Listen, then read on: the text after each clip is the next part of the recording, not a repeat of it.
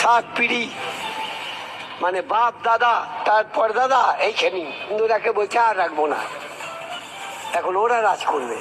এখন আমরা কোনো দিকে পালাতে হবে, কি করব? কোথায় পালাবেন? ঝাড়খণ্ড মারখানের দিকে চলে যাব।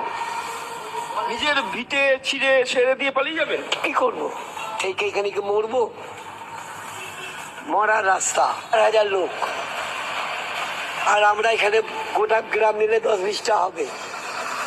থামতে পারবো? থামার মতো ক্ষমতা নেই আমাদের। সব পালাচ্ছি, কি করব? পুলিশ 4 ঘন্টা নেই, ফোনের উপরে ফোন, ফোনের উপরে ফোন, না ধরেই না। বোমা করছে, ছেলে করছে, পুলিশ 4 ঘন্টা। পুলিশ তো সেন্ট্রাল ফোর্স নেমেছে। এখন সেন্ট্রাল ফোর্সের জন্য আমরা আছি না, তো পালিয়ে যেতাম।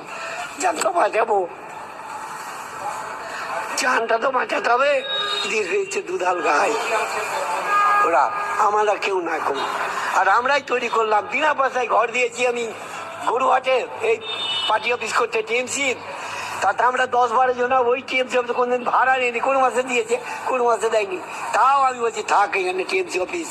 আমাদের বোধহয় মনে হয় যে হিন্দু হওয়া পাপ হয়ে গেছে। হাকিম সাহেব যে বলেছিল যে হিন্দু হওয়া গুনাহ, ওরকম আমাদের সত্যি হিন্দু হওয়া গুনাহ হয়ে গেছে। হিন্দুর 7 জন্ম